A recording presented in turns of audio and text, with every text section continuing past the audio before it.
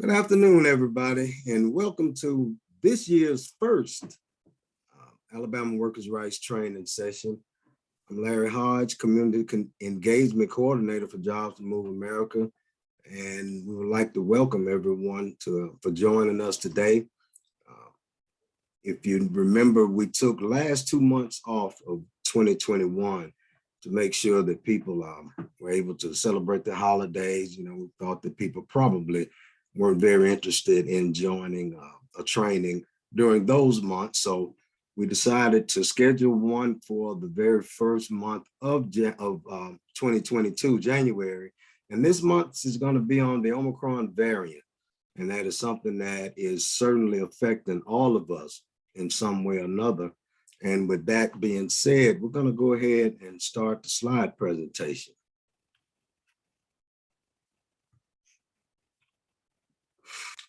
So we would like to remind you this training is brought to you in partnership by the Alabama Coalition for Community Benefits, the American Federation of Labor and Congress of Industrial Organizations, or the AFL-CIO, Jobs to Move America, the National Black Worker Center Project, Adelante Alabama Worker Center, and A Better Balance.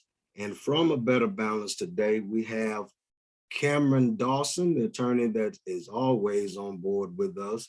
And we actually have someone else, a new attorney, Lauren, and I'm sorry, the name really blew right out of my head then, but we'll get back to it. But they're going to be able to help us, as always, to explain your rights and enforcement under the different agencies that enforces your rights to a safe workplace.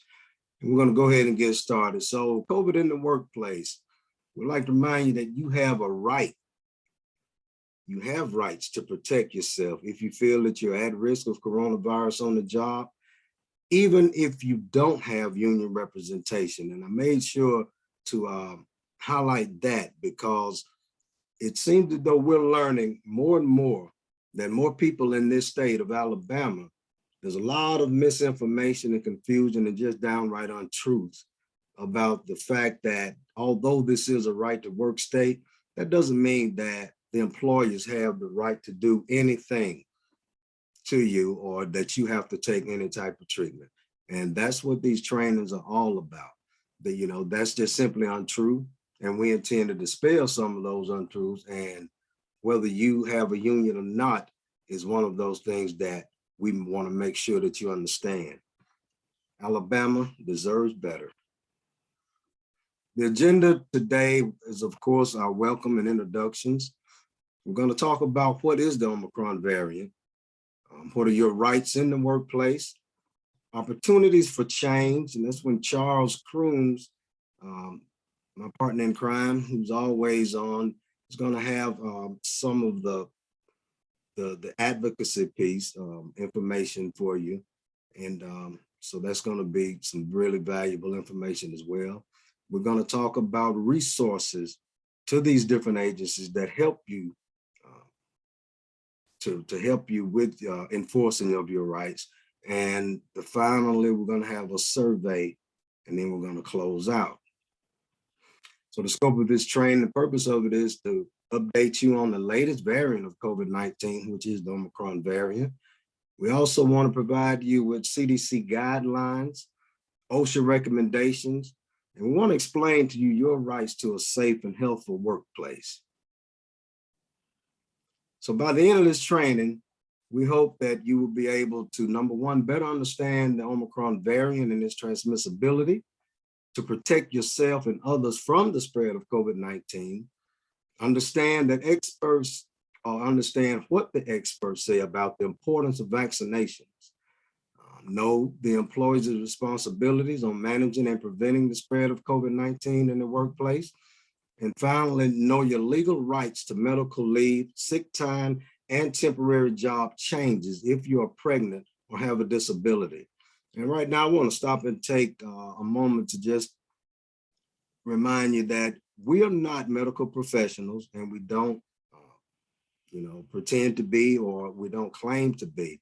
We simply are looking at the information that's provided to us from the different agencies, such as the CDC and OSHA and different agencies. And we want to make sure that we give you that information to help you make an informed decision about this virus and how it can risk you and your family. So what is the Omicron variant? The newly detected Omicron variant is the predominant strain of COVID-19 in the United States. The CDC, or Center for Disease Control and Prevention, has marked it a variant of concern. So we wanted to make sure that you all know that this is very serious, number one. It seems to be this idea that because of some cases, some symptoms seem to be rather mild or not as severe as some in the past, but that's not a big deal, but nothing could be farther from the truth. The president of the Alabama Association of Health said that more than 100 people have died from the Omicron variant in the state of Alabama this year. Now, this interview was done on January 13th. So we're talking about in less than 2 weeks, 100 people died in the state of Alabama, and it's attributable to this variant. 100 people don't die from the common cold. 100 people don't die in 2 weeks from regular flu, is one of the statements that he made, and I tend to agree. What do we know about the Omicron variant? A growing body of evidence suggests that the Omicron variant may spread more easily than other variants identified during the pandemic. We know that it spreads more easily than other variants. Experts have found that it is twice as transmissible as the Delta variant, which was twice as transmissible as the original. Now, it partially impacts vaccines, but booster shots help. And that's another thing. It seems to be, if you want to go back to the severity of symptoms that people experience, there seems to be evidence that the more severe the symptoms, once you catch this virus, are for the most part suffered by those who are not vaccinated. So, as someone who is fully vaccinated, I would urge everyone to be vaccinated and do what you can to protect yourself. Now, it doesn't appear that previous COVID infection protects you from reinfection from Omicron the way it did from the Delta variant. If you remember, it was like knowledge that once you had the Delta variant, those people who had been exposed or who had it or contracted it once didn't get it again, but that doesn't seem to be what the evidence shows or the research shows in this case.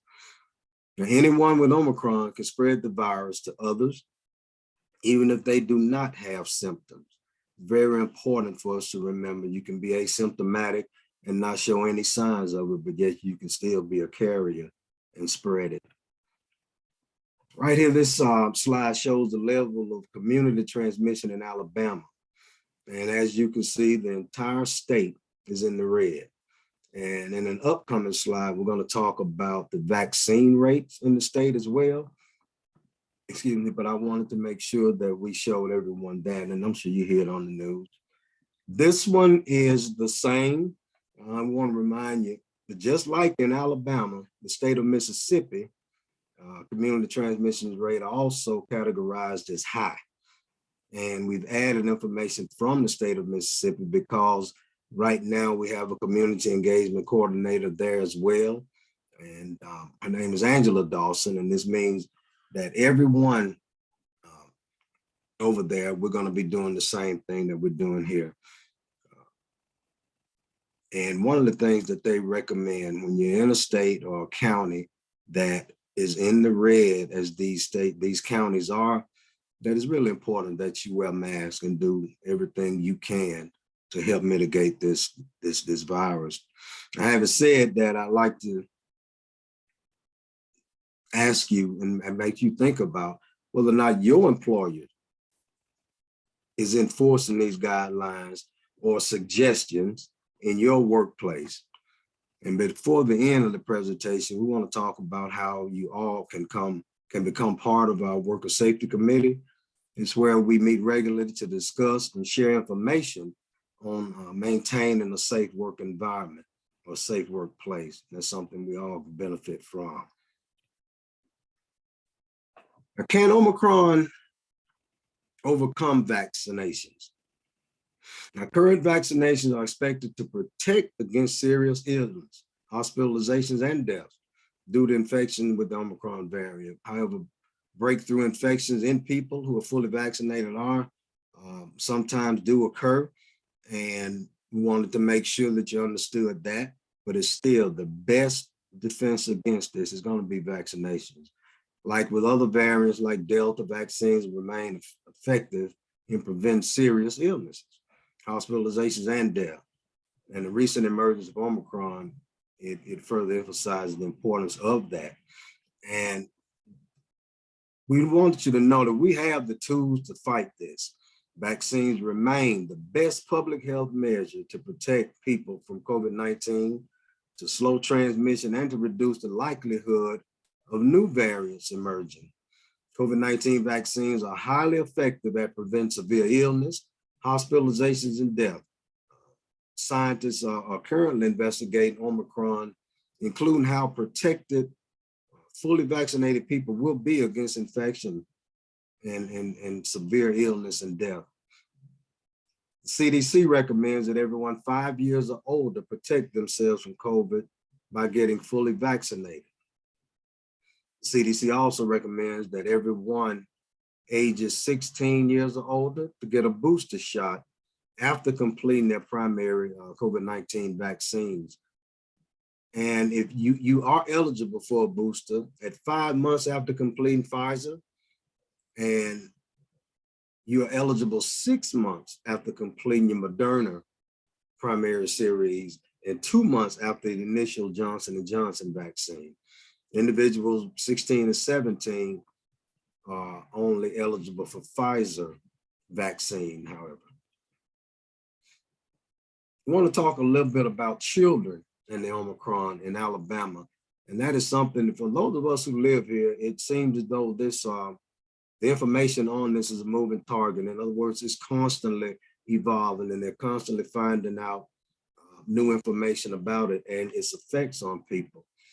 And recent hospitalizations, so the Alabama Department of Health says that they're seeing a record-breaking positivity rates in children.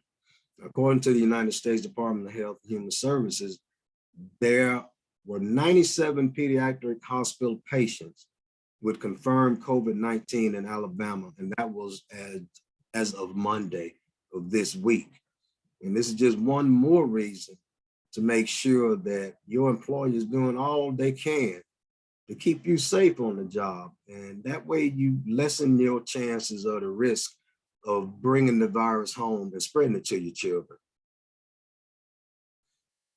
These are Alabama vaccine totals, and these were the totals as of January 12th. And as you can see, vaccines have remained effective in preventing severe illness, and we are lagging behind percentile-wise on the getting vaccinated in the state of Alabama, and that has a lot to do, I think, with the spread that we're seeing now. I also did one on the state of Mississippi, and it's for the most part it's similar, with the exception that Mississippi's population is not as large as ours. So Mississippi has received 4 million, almost 5 million doses, and administered 3 million doses, which is 71%.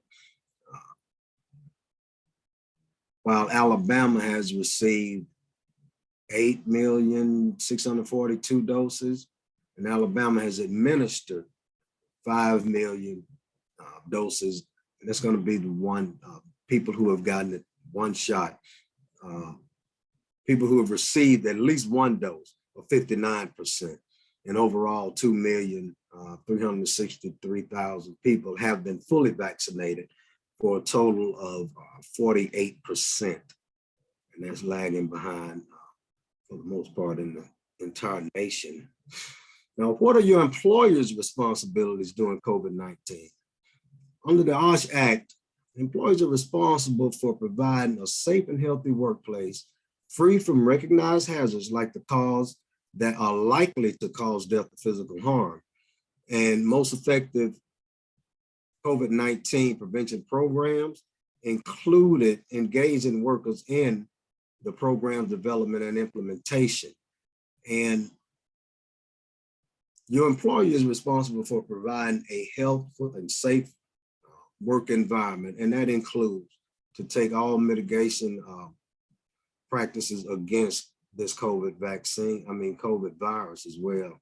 The Occupational Safety and Health Act is a federal law that was passed to protect workers from unsafe and hazardous conditions. Again, what are your employer's responsibilities during COVID-19? If you believe that you have contracted COVID-19 on the job, OSHA recommends several steps you should take, including notifying your supervisor, and also your employer can take actions that will keep others in your workplace healthy and may be able to offer you leave while you're away from work.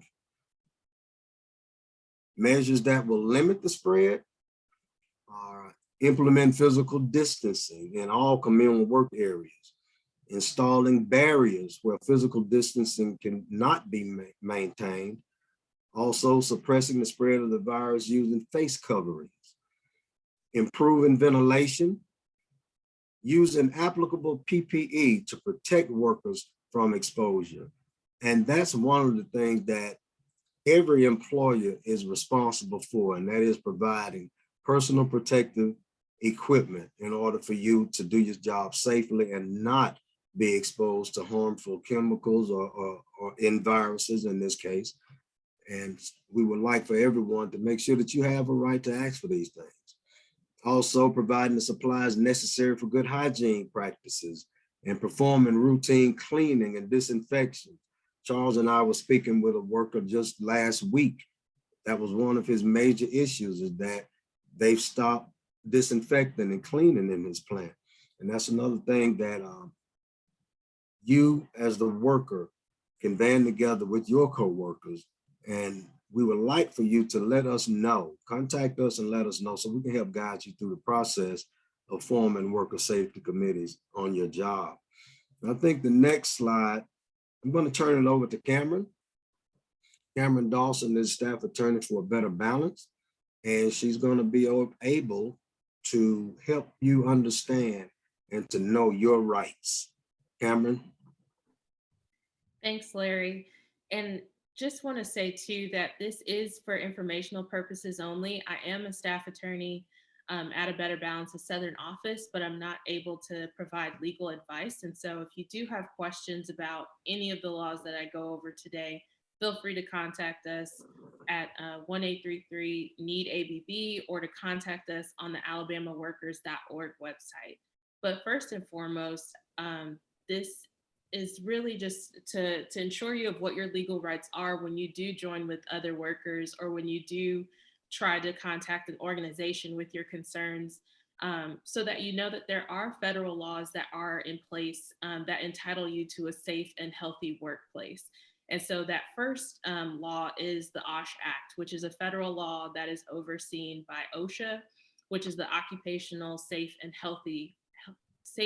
and Health Administration. And so under the Awrt Act, your employer has to provide a workplace that is free of known health and safety hazards. This is known as a general duty for workers. And so if you have concerns about the workplace and hazards around COVID-19 or the Omicron variant, you have the right to speak up to your supervisor without fear of retaliation. And so the Awrt Act does prohibit your employer from firing you or in other ways discriminating against you for engaging in that protected activity. And so that may look like cutting your hours or providing write-ups against you after you have complained about COVID-19 concerns or about the infection controls related to the COVID-19 pandemic. And so just so you know, you do have the right to file a complaint with OSHA. If you do have health and safety concerns about your workplace, there is not a timeline on filing a complaint, but they do recommend you filing a complaint as soon as possible. Now, if you have experienced retaliation or discrimination for bringing up these concerns, there is a separate complaint process that's called a whistleblower protection complaint. And there are specific timelines for filing those complaints. But it's about 30 days after the alleged retaliation. So if you think that you have been retaliated against or that your hours have been cut after talking to your supervisor, we really can help you, file a complaint with OSHA or at least see what your rights are under federal law. And you can also ask an organization to file a complaint on your behalf, or you can work with other workers to bring a complaint together. You don't have to do this on your own. So this is just one federal law that does protect you when you do try to raise those concerns to your boss or your supervisor. And on the next slide, I'm just going to talk about what laws are in place just in case you do need to request a temporary job change or an accommodation. Because of the COVID-19 pandemic, many workers have seen that they have a chronic health concern, and that can really be a negative effect on their total health, especially if they are to catch COVID-19. And so there is a federal law called the Americans with Disabilities Act that applies to employers with 15 or more employees. And so that law does say if you have what's called a qualified disability, you may be able to request and receive a reasonable accommodation or that job change, unless it would impose an undue hardship on the business. And so there are two main definitions I want to highlight with this law. First is undue hardship. This typically means something that's too expensive or not feasible for your employer to do, because it imposes a cost on your employer that doesn't meet the undue hardship definition. But, many employers have to go through a factor test to find out if your job request or your job change request would pose an undue hardship. And then another definition too is disability. Oftentimes we have this narrow definition of what a disability is, but under the Americans with Disabilities Act and the later amendment to the ADA, this really does mean something broader. So if it is a physical or mental impairment that limits substantially one or more of your major life activities, this could be your breathing, talking, standing, lifting, bending, breathing, that is considered or could be considered a disability. And so especially when we talk about folks with severe asthma, with chronic respiratory illnesses, or who are unable to continuously stand for periods of time because they have sciatica or chronic back pain, these are what has been seen as a disability that could be covered under the ADA. And I just want to highlight too that if you have questions about your rights and asking for these job changes, you can, use the ADA and relate that to your medical condition. And usually HR or your supervisor has a separate policy for requesting those accommodations. But specifically under COVID-19, there are some related job changes that the ADA does include. And that could be, wearing a face mask if you're not able to receive a vaccine because your doctor has advised you it may, adversely impact your chronic medical condition. That could be working at a social distance from others because you are at high risk if you were to catch COVID-19. And that can also include, teleworking or having a temporary reassignment. So that way you're safely working and able to care for your health, but not, automatically forced onto unpaid leave. And so it really does begin a conversation with your employer. That is the main goal of the Americans with Disabilities Act. And on the next slide, you'll see, we've heard from many workers on our free and confidential legal helpline that some workers are able to recover from COVID-19, after a few days or even a few weeks. but many workers are actually still experiencing symptoms that have lasted for months, or even from the past year. And the Equal Employment Opportunity Commission, or the EEOC, which does look at the ADA's enforcement, they have started to recognize these long-term COVID symptoms and seen this as a qualified, disability under some circumstances. So especially if you have, continuously experienced shortness of breath after contracting COVID-19, or brain fog, which is difficulty thinking, or even a fever or pneumonia, that could be considered a disability and be protected under the ADA when you try to request a job change. But you definitely don't have to cite the ADA when you make this job change. You can, relate it to your medical condition and just tell your supervisor that you do need, a temporary job change because of this medical condition. And I just wanted to talk a little bit about, the process. So on the next slide, you'll see that there is what's called an interactive process that this law requires. Once you inform your supervisor or your benefits coordinator or your manager that you need an adjustment on the job, that does trigger the interactive process. And I know for many folks, it is uncomfortable to tell folks, what is going on with you medically. But that's why we do say, talk to your supervisor or your benefits coordinator, because they are responsible for keeping that information confidential. And once that interactive process begins, this is simply a conversation. This is to see what options are available if your first request is not able to happen because it is too expensive or too difficult to do. But they do have to provide you with an alternative accommodation. So for example, if you're not able to telework, your employer should provide you with an accommodation like a temporary job change that is has less exposure to COVID-19. So that way it can address your medical needs.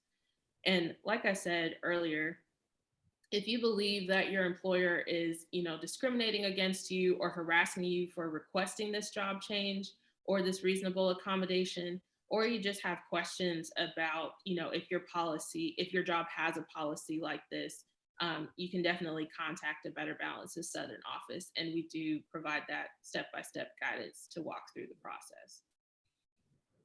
And what we have sort of realized over the years is that many employers have these abusive attendance policies. And what I mean by that is they give points for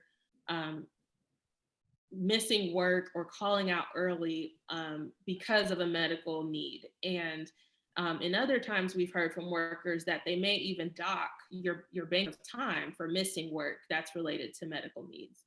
And this can eventually, lead up to disciplinary action, especially if your employer has a policy where, after 4 points you're terminated, or after 6 points you're terminated, and each absence does rack up in a different way. And that is awful and unfair for many workers. And sometimes it's even illegal. So when these policies do punish you for virtually any absence, and they ignore, laws like the ADA, or the FMLA and PDA, they can violate the law because they're punishing you for legally protected absences. And so if you're realizing that maybe, some of these points should be waived, or the policies don't inform you of your rights to these laws, that could really be abusive and is something that can be fought against. So just wanted to let you all know about that as well. And we are looking at those attendance policies to see, ways to protect workers.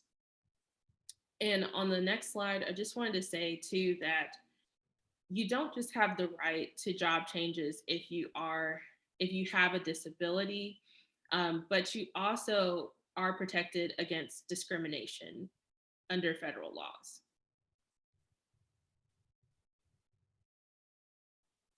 Oh wait, I think we went back one. Let's see, one more.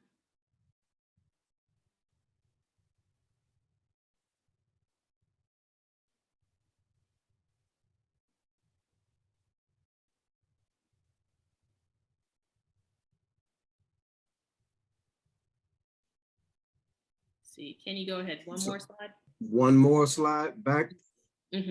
Oh, go forward, sorry. Okay, okay. Oh, one more. Should say protections against discrimination. Oh, one more slide. There we go. Yep, as Zoom goes, we learn new things every year.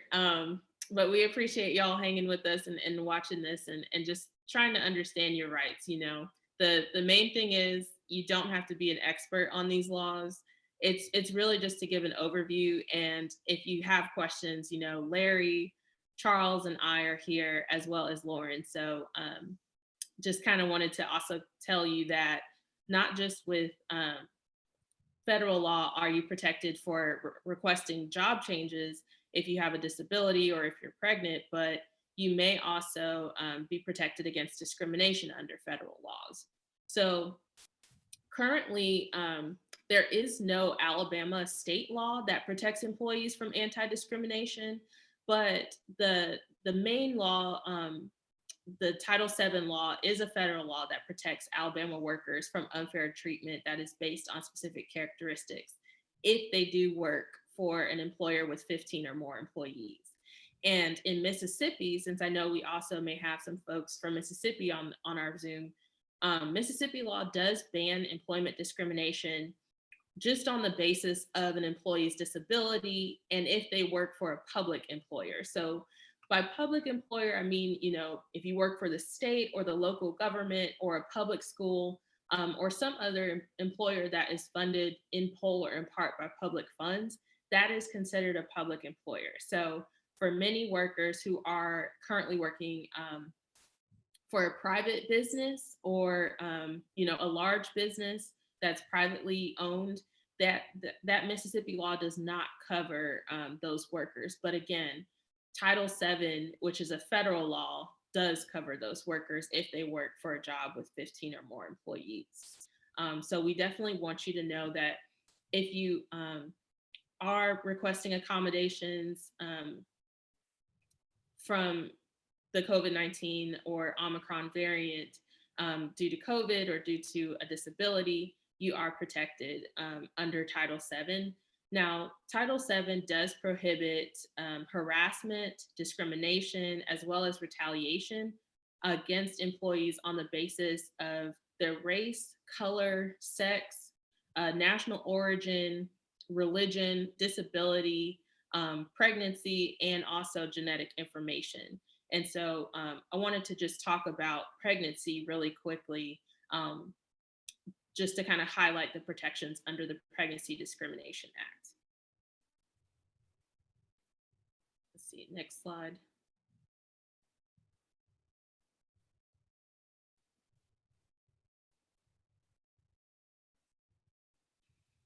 And the Pregnancy Discrimination Act is also a federal law that covers employers with 15 or more employees. And that does cover employees and applicants for a job who are pregnant, they recently gave birth, or they may have a medical condition that's related to pregnancy or childbirth. And under that federal law, related medical condition to pregnancy or childbirth does include lactation, or if you need time to express milk at work because you're nursing your baby. And so if you have, you know, heard negative comments or bias against your pregnancy, and that has been paired with an adverse action like your hours have been cut or you've been terminated on the job because your boss doesn't believe you're able to do the work since you're pregnant, those could be possible violations of the Pregnancy Discrimination Act. Along with discrimination, though, the Pregnancy Discrimination Act also includes some provisions for getting or receiving a workplace accommodation. Now, the law is a little bit unclear. It does say that if an employer provides accommodations for other employees who are similar in their ability or inability to work, they can, you know, they must provide that same accommodation to a pregnant employee. So For example, if you know of other employees who are injured on the job and have requested light duty, if you're pregnant and currently have a weightlifting restriction, you can also request light duty from your job. But the problem with that is, many workers don't know how other employees are being accommodated. They're not sure if it's in their policy or their handbook. And so it really is just important to ask around, maybe see if you can access your handbook to see a policy, but also you can contact A Better Balance and will help, sort of help you talk through these accommodation requests with your supervisor. Okay, the next slide is going to be more on what are your rights to paid sick time and unpaid sick time during COVID-19. Now, before we did have the Families First Coronavirus Response Act that did provide emergency paid sick time during COVID-19. Unfortunately, that law did expire in 2020, and we are looking, to see if Congress will advance, new laws that will provide paid sick time. But you'll see here that you may be able to take paid or unpaid time off work to recover from COVID-19, or even to care for a loved one who is recovering from COVID-19, if your employee's handbook or their policies have those types of provisions that provide that paid sick time. Oftentimes that looks like PTO or a vacation leave, and sometimes they may even have their own bank of time for COVID leave specifically.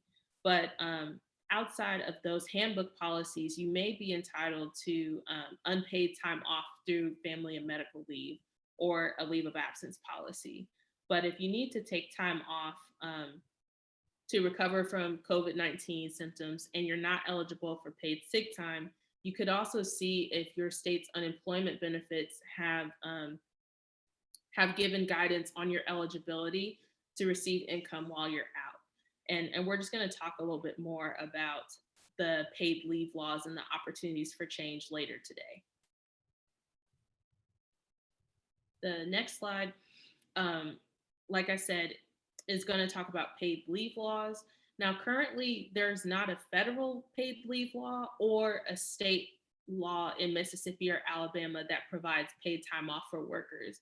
And in fact, we're one of the few states in the world that doesn't have a paid leave law.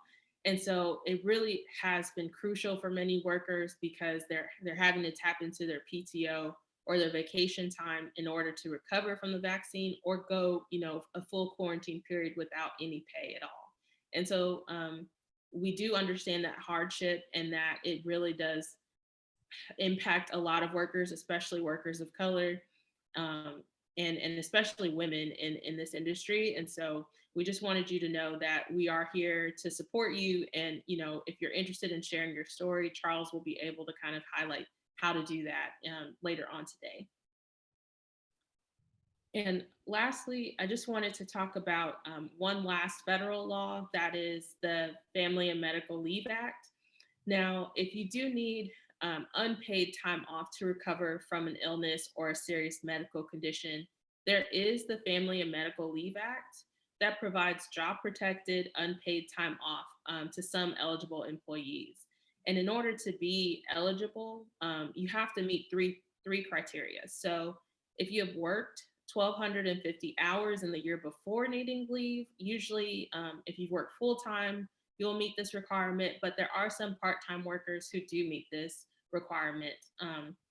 So you want to check with the year before if you've met that 1,250 hour requirement, if you work for an employer for at least a year, and if you work for a job that has 50 or more employees within a 75-mile radius, which is usually a 15 to 20-minute drive. So if your job has multiple locations, that can add into the 50 plus employee requirement. But you want to double check to see if you're FMLA eligible, because this time does entitle you to 12 weeks of unpaid leave that can be used on a reduced schedule. So, 2 to 3 days a week for 2 weeks at a month, or, however your medical needs are requiring it. Or you can use the 12 weeks all at once. to care for yourself or a family member's serious medical condition or even pregnancy. So that is often what folks will use for maternity leave.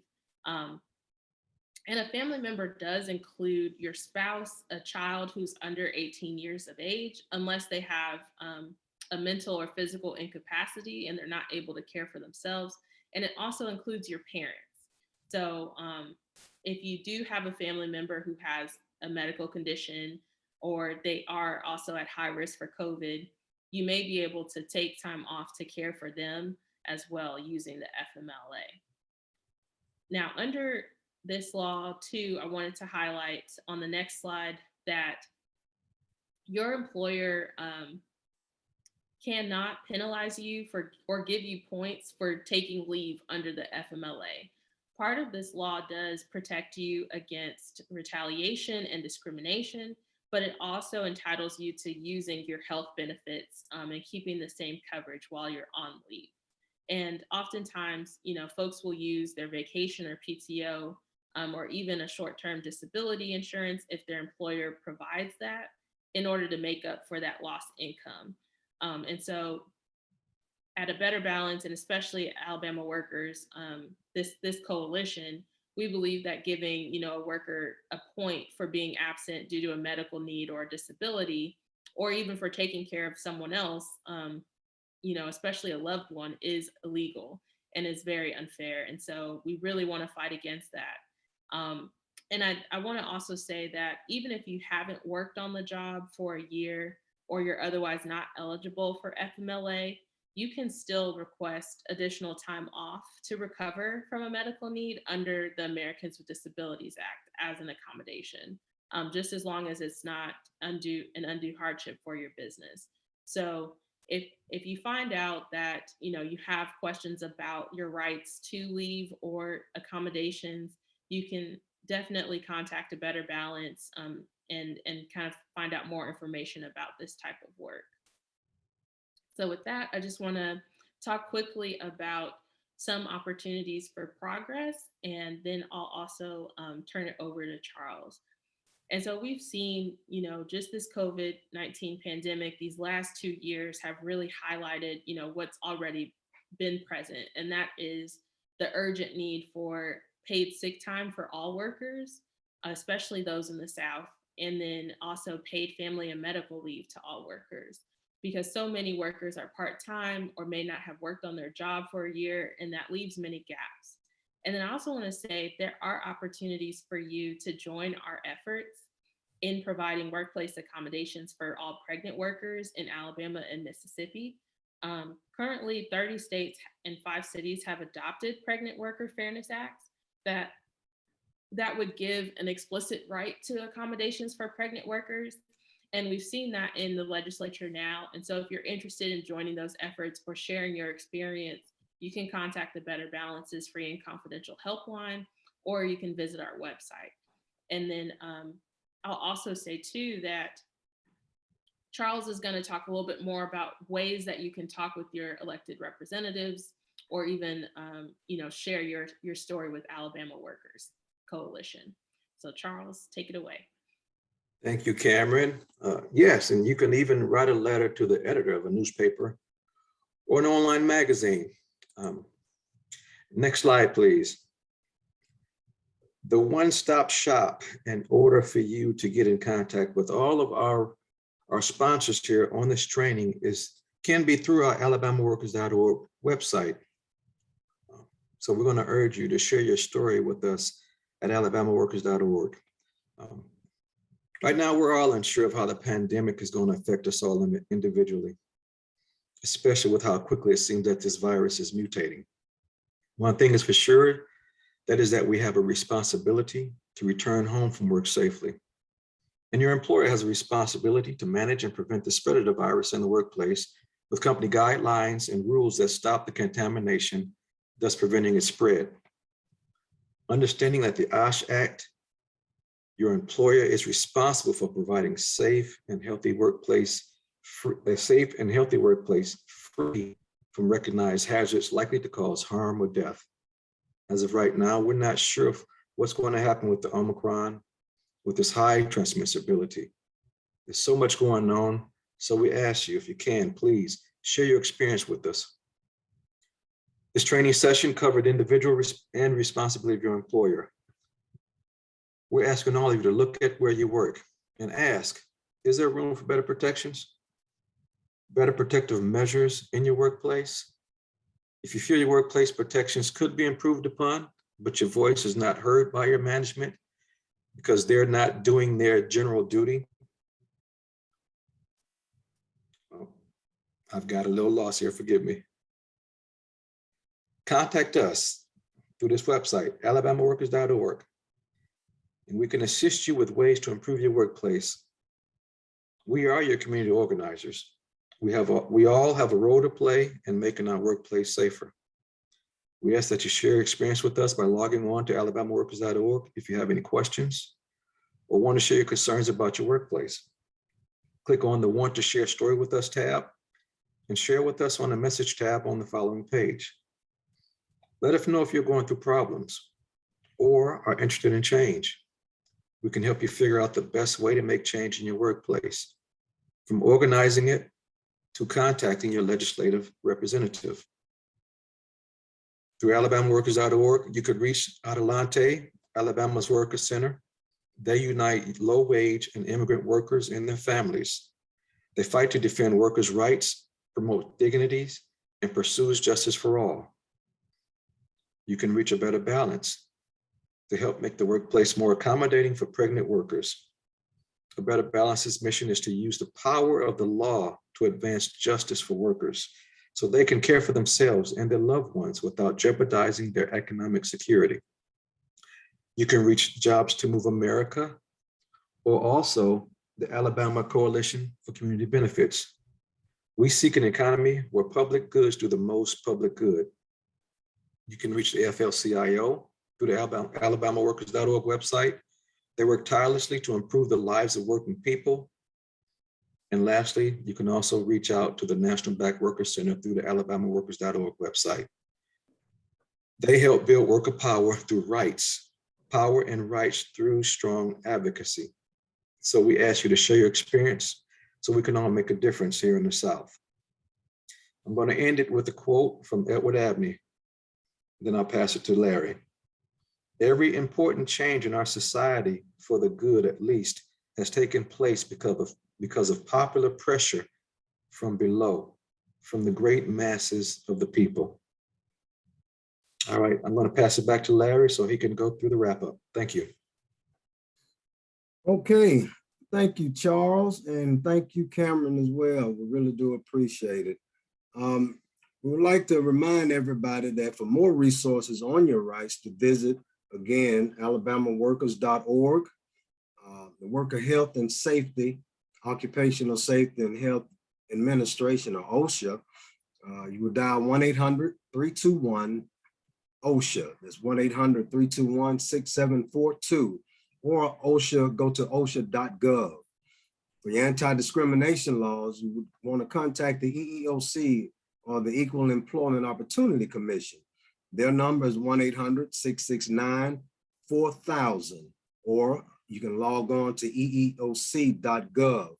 And we also have a Facebook page where you can come and learn about our Jobs to Move America and everything that we're doing in our Alabama Workers' Rights training as well. It's going to be JMA South on Facebook. So I encourage everyone to please go there, like and follow our page there on Facebook as well. And to contact A Better Balance's Southern office, you would like to call, you need to call 1-833-633-3222. And that's for free and confidential legal helpline. Or you can log on to abetterbalance.org/states/Alabama. And again, you can contact Jobs to Move America Southern Program. You would call area code 205-612-3722. To contact Adelante, Alabama Worker Center, 2104 Chapel Hill Road, that's in Hoover, Alabama. The zip code is 35216, or you can call area code 205-317-1481. And if you have any questions about how to request accommodations, if you're pregnant or have a disability, or for unpaid or paid sick time or family leave, or your rights during COVID-19, you can contact A Better Balance. Jobs to Move America envisions a South where manufacturing jobs are good jobs that offer good wages and benefits, and that companies commit to hiring goals for marginalized communities, including women, people of color, and people who face barriers to re-entering the workforce. Adelante, Alabama Workers Center unites daily laborers, domestic workers, and other low-wage and immigrant workers and their families in the Birmingham area to defend their rights, promote their dignity, and pursue justice for all. I'm Larry Hodge with Jobs to Move America, and we really do thank you for joining us on this presentation. And we ask you to please stay in touch and stay in tune and stay tuned, and we will let you know about our next training program, training session that's coming up. It's going to be on the 3rd Thursday of February. Thanks again, everyone. Have a great day.